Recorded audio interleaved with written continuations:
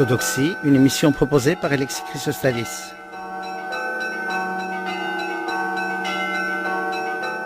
Chers amis, première de 2 émissions aujourd'hui consacrée à un saint du XXe siècle, saint Silouan de Latonite, sa vie, son œuvre et le rayonnement post-mortem de son enseignement à travers son disciple, l'archimandrite Sophronie, dont l'activité fut consacrée essentiellement à la diffusion des écrits de son maître spirituel.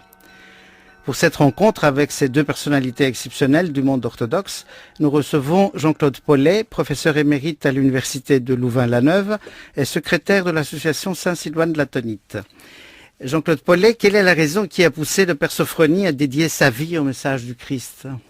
Alors pour comprendre cette raison, il faut se référer à sa biographie, à sa manière d'être dès l'origine, c'est-à-dire dès l'enfance. En vérité, il a été élevé dans une famille orthodoxe nombreuse, vivant à Moscou, et dans les débuts de sa vie, dès l'âge de 4 ans, il a comme une espèce d'intuition sur un certain nombre de problèmes qu'on pourrait appeler métaphysiques, et il se pose des questions graves. Et puis, par la suite, il va continuer, si j'ose dire, à avoir cette vie qui est en lui une permanence d'interrogation. Et cette permanence d'interrogation, à l'âge de 17 ans, va trouver en quelque sorte une espèce de moment d'hésitation. Et cette hésitation va l'amener à s'intéresser à d'autres choses qu'au christianisme de sa famille, au christianisme de la Russie, et il va alors virer de bord, si j'ose dire, et sans s'en rendre compte, il va alors entrer dans une démarche qui sera une démarche, à ses yeux, sans issue. Et ce n'est qu'après quelques années, vers 1924, que les choses vont changer, et qu'il va alors se rendre compte que, au contraire de ce qu'il avait cru, cet engagement dans une voie spirituelle de type, disons, oriental, l'a amené à devoir changer son fusil d'épaule. Et il va redevenir chrétien et à ce moment-là engager décidément sa vie à créer pour lui-même et ensuite pour la vie du monde une nouvelle manière d'être homme à l'image du Christ. Alors il y a quelque chose de particulier au moment du retour, parce qu'un adolescent qui fait une crise, c'est assez classique ça, qui ne veut pas suivre la voie spirituelle dans laquelle il était engagé par son environnement, aller vers l'art, aller vers les spiritualités orientales aussi. Mais qu'est-ce qui a déclenché ce retour vers le Christ ?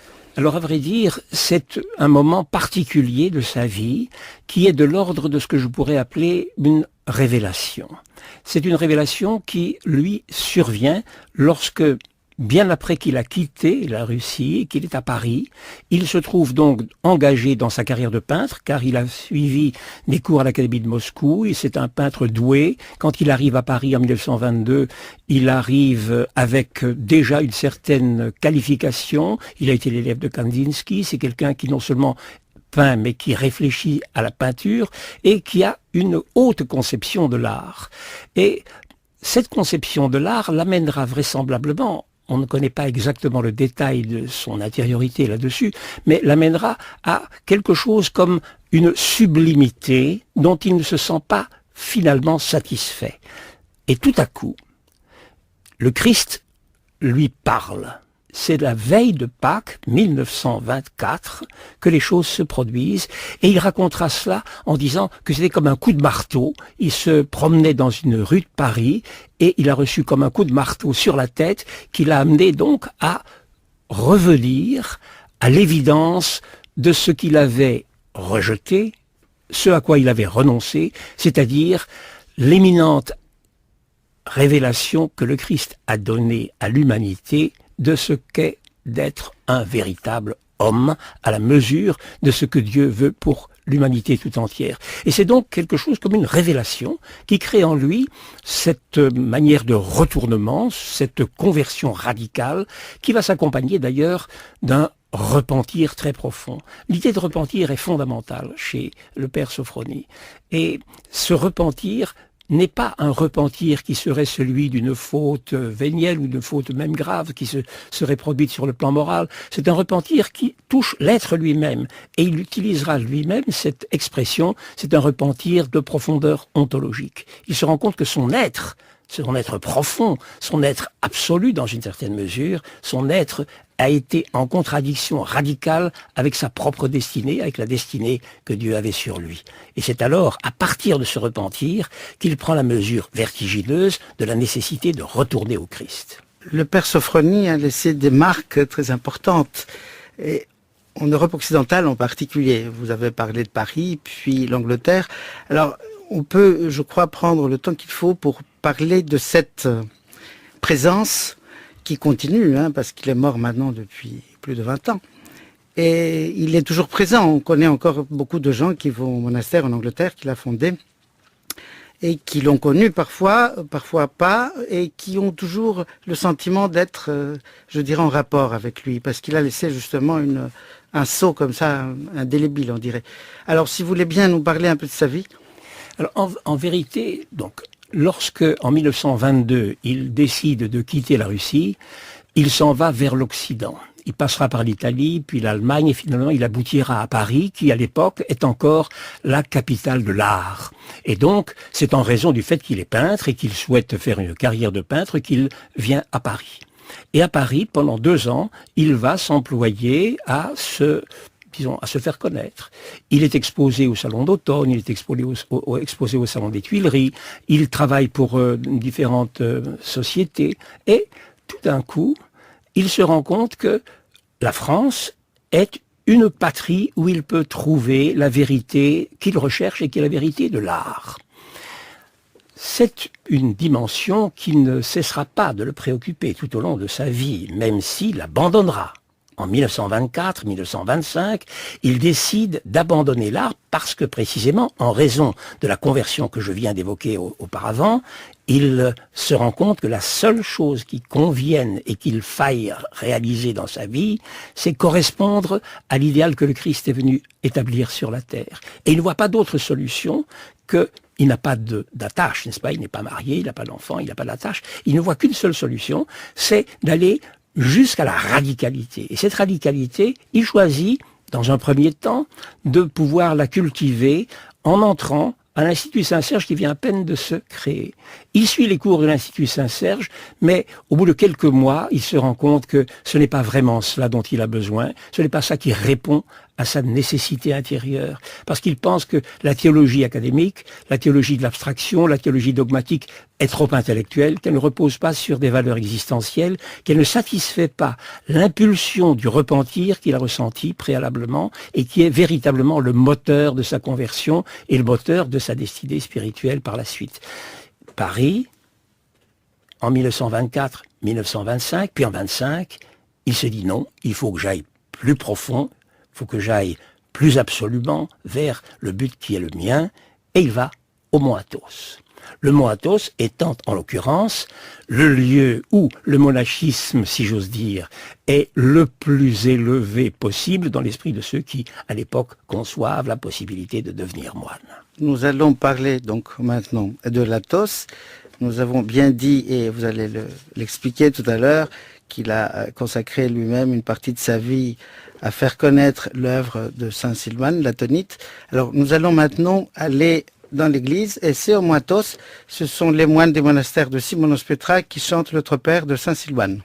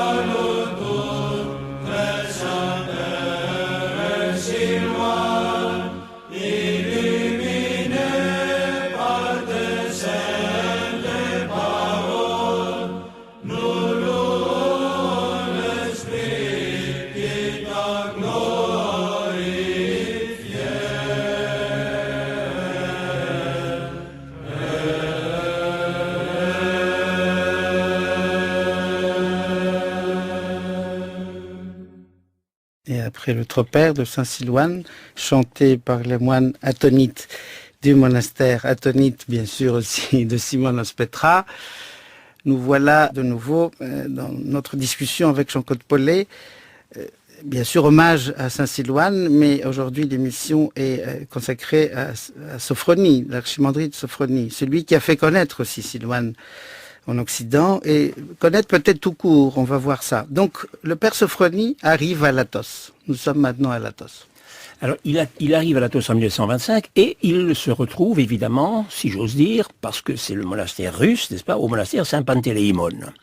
Et au monastère Saint-Panteleimon, entre 1925 et 1930, il suit la vie, disons, des moines tels que, normalement, on doit la suivre. Mais en 1930, il y a un événement extrêmement important qui va se dérouler pour lui, c'est la rencontre avec Silouane. Cette rencontre avec Silouane se fait d'une certaine manière providentiellement, dès lors que Silouane n'était pas un moine particulièrement célèbre, il était un moine tout ce qu'il y avait de plus banal et régulier, mais lorsque le père Sophronie lui-même se trouve confronté à des situations de grande déréliction, de grand désespoir même, il ne trouve personne à qui s'adresser et qui puisse lui répondre pour le réconforter, pour le consoler du désespoir qu'il vit.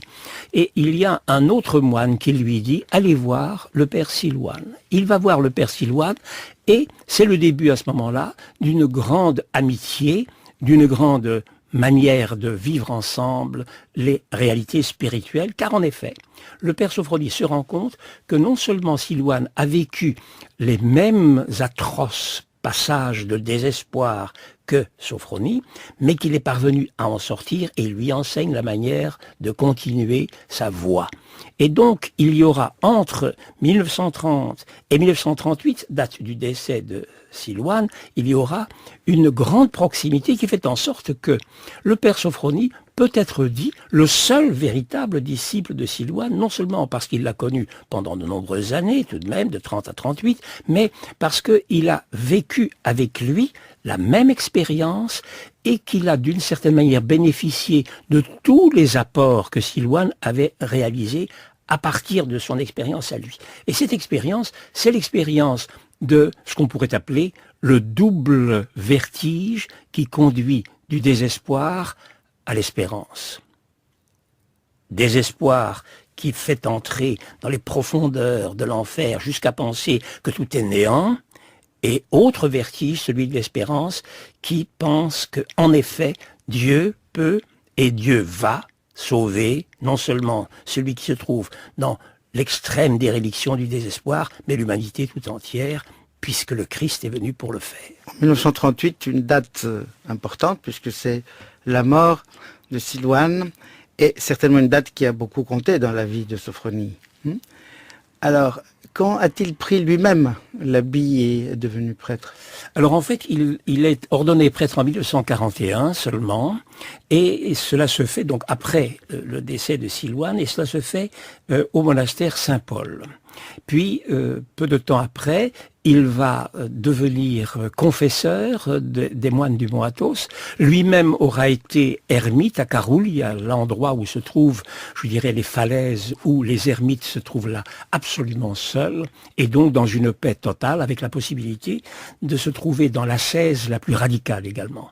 Et puis, il se fait que il se trouve très mal parce que il est atteint d'une maladie grave et il est obligé, en 1947, de quitter le Mont Athos, non seulement parce qu'il est malade et il veut se faire soigner où, mais à Paris précisément, et il est aussi, d'une certaine manière, obligé de quitter le Mont Athos parce que l'atmosphère est devenue extrêmement difficile pour tous les Russes et il y a un sentiment anti-slave qui s'est développé.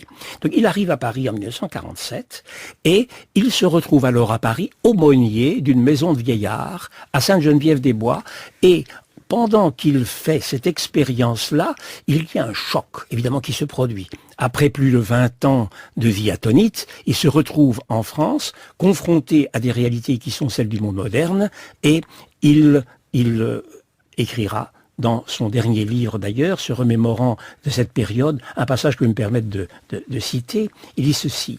À l'heure actuelle, il y a sur toute la surface de la Terre des hommes et des femmes qui cherchent une réponse à leurs interrogations. une soif spirituelle inassouvie. Tel est l'événement véritablement tragique de notre époque. Beaucoup d'êtres humains se trouvent au bord du désespoir. Chacun dans les profondeurs de son âme souffre à sa propre mesure du non-sens de la vie contemporaine. Cette constatation qu'il fait, et qui est une constatation relativement banale, n'est-ce pas, est évidemment en résonance avec son expérience personnelle, de telle manière qu'il va pouvoir mettre à profit tout ce qu'il a engrangé spirituellement dans sa vie d'ascète pour en faire bénéficier tous ceux qui autour de lui ont soif d'une réponse et la cherchent. Et ils vont la chercher à partir du message qu'il va délivrer lui-même, d'abord en France et puis ensuite en Angleterre, lorsque, au bout d'un certain temps, il ira s'établir là-bas. L'Angleterre, c'est la dernière étape. Celle qui est également la plus connue aux orthodoxes et je dirais au public en général d'aujourd'hui. Comment est-il arrivé en Angleterre et pourquoi ? Alors en fait, il y a eu au début de son installation, si j'ose dire, en France, à Sainte-Geneviève-des-Bois, il y a eu un intérêt qui s'est manifesté à son propos et à propos de ses écrits et des interventions qu'il a pu avoir ici et là au cours de ce séjour français. Il y a eu des gens qui sont venus de France, bien entendu, mais aussi de toutes sortes de pays. Il y a eu plusieurs personnes, hommes, femmes, de nationalités différentes, qui sont venus pour écouter son enseignement, prier avec lui et donc grandir avec tous les moyens qu'il mettait à leur disposition. À un moment donné, ils se sont même réunis et ils avaient un début de communauté, sinon monastique, au moins de communauté de prière à Sainte-Geneviève-des-Bois. Mais c'était devenu étroit et, disons, mal disposé. Et ils ont cherché alors quelque chose comme un lieu, comme un bâtiment qu'ils auraient pu convertir en monastère en France. Et ils n'ont pas trouvé. Est venue alors d'Angleterre une information selon laquelle il y avait en Angleterre probablement quelque chose qui pourrait leur convenir. Et c'est ainsi que, par hasard, dirait-on, mais sûrement providentiellement, ils sont partis, quelques-uns, quelques femmes, quelques hommes qui étaient avec lui pour créer en Angleterre cette communauté de prière. Au départ, ils ne songeaient pas à fonder un monastère véritablement, mais peu à peu, les choses se sont mises en place de telle manière que le monastère a fini par être créé et c'est un monastère un peu singulier, n'est-ce pas? C'est un monastère atypique, même je dirais presque au sens grec, puisqu'il n'y a pas de typicone. C'est un monastère où il y a seulement un horaire, et il n'y a pas de typicone. Pourquoi? Parce que Père Sophronie avait une grande révérence pour la personne humaine. Il considère même que le concept de personne est un concept essentiel, non seulement sur le plan anthropologique, mais sur le plan théologique. Mais il avait aussi une grande idée de la liberté. Et il pensait que la liberté devait être à l'origine de tous les comportements, et en particulier des comportements évangéliques, des comportements de charité fraternelle. De telle manière qu'il pensait que chacun devait approprier sa manière d'être aux disciplines qui lui correspondaient et aux disciplines communes en même temps. De telle façon que, finalement, en Angleterre, ce monastère s'est créé, c'est un monastère double, il était doublement atypique, non seulement parce qu'il n'y avait pas de typicone, mais parce qu'il y avait une aile, si j'ose dire, féminine, et une aile masculine, puisqu'il était venu avec des gens qui avaient prié avec lui à Sainte-Geneviève-des-Bois, et qui étaient ou hommes ou femmes, et qui étaient de multiples nationalités. C'est d'ailleurs une des caractéristiques de ce monastère. C'est un monastère qui est en Angleterre, mais où il y a un grand nombre de nationalités. Le livre du Père Sophronie sur Saint-Silouan a du reste lui aussi été multiplié selon les langues, puisqu'il y a plus de 20 langues aujourd'hui de traduction de ce livre, y compris le chinois, le coréen, des choses pareilles, n'est-ce pas, ou le kiswahili, enfin des langues aussi improbables que possible. Et en fait, ce monastère en Angleterre demeure aujourd'hui un grand pôle de rayonnement, non seulement de la sainteté de Saint-Silouan et de l'enseignement du Père Sophronie, mais de l'universalité de l'orthodoxie, puisque vous avez là une vérité orthodoxe très profondément ancrée dans la tradition la plus pure, la tradition la plus dure, même peut-être atonite, et en même temps ouvert sur le monde, puisqu'il y a chaque année des milliers de pèlerins qui viennent là, de tous les pays du monde, de Russie, d'Europe occidentale, d'Amérique, enfin de partout dans le monde, pour découvrir ce rayonnement intense qui part de la sainteté de Saint-Silouan et qui a été diffusé par le Père Sophronie. Alors, diffusé par le Père Sophronie, et le livre, vous l'avez déjà mentionné, il faut maintenant expliquer ce qu'est ce livre. Alors, ce livre, c'est un livre qui est intitulé Saint-Silouan l'Atonite, puisque au départ il était intitulé Staret Silouan. Mais maintenant qu'il a été canonisé en 1988 par le patriarcat de Constantinople, n'est-ce pas, Saint-Silouan l'Atonite, c'est publié aux éditions du Cerf. Une réimpression vient de sortir en 2017, c'est dans la collection Patrimoine Orthodoxie, c'est un livre fondamental, absolument capital. On ne peut rien dire à propos du Père Sophrony et de Saint-Silouan sans avoir déjà quelque chose comme une bonne connaissance de ce livre. Donc je le recommande très vivement car c'est la pierre d'angle. Qu'est-ce qu'il contient? Alors il contient d'abord une introduction, enfin une première partie plus exactement, qui est la vie de Saint-Silouan, et une deuxième partie qui est consacrée aux écrits de Saint-Silouan. La première partie s'intitule exactement « Vie et enseignement du Staret Silouan », rédigé par le Père Sophrony, qui explique tout l'itinéraire, non seulement biographique, mais aussi et surtout spirituel de Saint-Silouan. Et puis la deuxième partie, ce sont les écrits de Saint-Silouan. Saint-Silouan, en effet, bien que n'étant pas un intellectuel du tout, n'est-ce pas, c'est une chose qu'on pourra dire lors de l'émission sur Saint-Silouan lui-même, c'est pas un intellectuel, mais c'est quelqu'un qui savait écrire, et c'est surtout quelqu'un qui avait une expérience personnelle, spirituelle, tellement forte qu'il pouvait parvenir en quelques phrases, en quelques paragraphes, à dire des choses essentielles qui méritent un approfondissement indéfini. Et il a écrit beaucoup de choses sur des petits papiers, sur de petites choses vagues, même par exemple sur un catalogue de fleurs, parce que c'était l'occasion pour lui d'avoir du papier sous la main. Et le Père Sophrony a recueilli évidemment très précieusement cet ensemble d'écrits et il les a classés et il les a ordonnés. Merci beaucoup. Donc nous terminons sur ce livre qu'il faut absolument lire, Saint-Silouan de l'Atonite, donc par le Père Sophrony. Nous allons bien sûr parler de Saint-Silouan dans 15 jours pour notre prochaine émission. Jean-Claude Paulet, c'était donc le Père Sophrony par qui Saint-Silouan fut connu. Ainsi prend fin Orthodoxie, une émission sous l'égide de l'Assemblée des évêques orthodoxes de France proposée par Alexis Chrysostalis. Chargée de réalisation, Anne Pérez. Prise de son, Valérie Lavallard. Vous pouvez réécouter et télécharger cette émission sur le site franceculture.fr.